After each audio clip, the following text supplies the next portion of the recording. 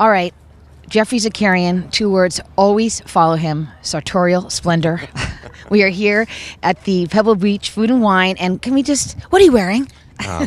Well, this is Valentino. No, I'm joking. It's sharp. It's sharp, but thank you. That's really part of your signature, that you always just are turned out. You're crisp, and it is that a brand that you're really trying to cultivate for yourself? I don't know how it happened, but I will give all the credit to my father.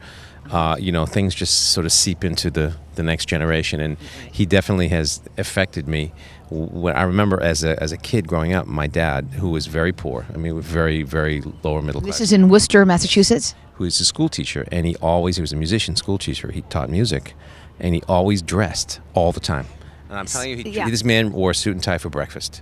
I love that. He didn't own jeans. Mm-hmm. He would never be seen in a T-shirt, ever. And anything that he said that you had to put over your head, he refused to wear. I love that. So, that stuff just gets to you, right? So, if you have to put it over your head, except for a T-shirt underneath the suit. I grew up breakfast, lunch, and dinner seeing him dress up, and it's just like, I do the same thing because I just think that there's a sensibility to it, and it works, and people seem to like it. I guess the fact that not many people do it really helps. Well, also you also have this look with your glasses. We joked recently that someone asked you, when are you going to do pots and pans? And you said, I'm going to do eyeglasses. Is that really true? Yeah, I'm going to do eyeglasses because I think that pots and pans. There's plenty of pots and pans. I don't need to get into that market. Let them have their non-stick and their heavy bottoms. It's you want the peepers. Exactly. Yeah. You need a Dutch oven and a couple of non-stick pans. Let's face it. But how many pairs of glasses do we need? You buy from Emerald and Todd English. You don't need all that crap. Back of the closet. Yeah, exactly. But glasses. Glasses are endless. It's like shoes for women, right? How many shoes do you have? Well, let me just say. Start to count now. I'll give you a micro count. Okay. When I unpacked it at Pebble Beach yesterday, I laid out my shoes and I had 7 pair, not counting my sneaker. That's light for you. That's good though, right? 7. But my shoe closet at home is empty because I brought all my shoes. See how interesting this interview is? That's the idea. Behind the scenes at Pebble Beach, you learn things about chefs who are as famous and as household words. When I was in the back of the very luxurious Lexus, which drove me here, the lady said to me, "Did I just hear you say Geoffrey Zakarian? You really have become."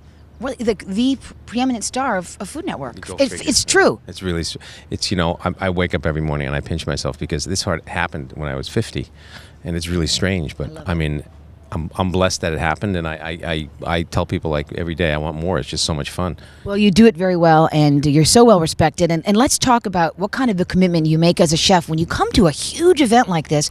You don't just pop off the plane. You've got demos you're doing. You're doing a dinner. Yep. Tell me what you're doing. Well, this year we're not doing as many events as we used to do. We used to do 4 events. This year we're doing 2.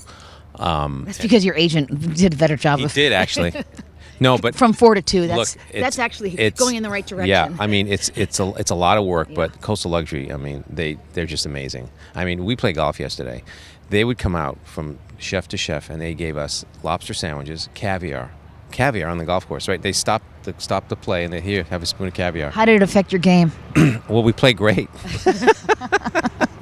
But I just want to give them, David and Rob. They're amazing. What they do is no one else does it at this level. So they make it very easy for us. So as far as a commitment, we say yes, and then we figure out. And sometimes it depends on your schedule. A couple of years I couldn't do it because of scheduling, but we said yes. And I said, "What do you want us to do?" I said, "Can you do a cocktail and at least one dinner?" And I said, "Sure." So.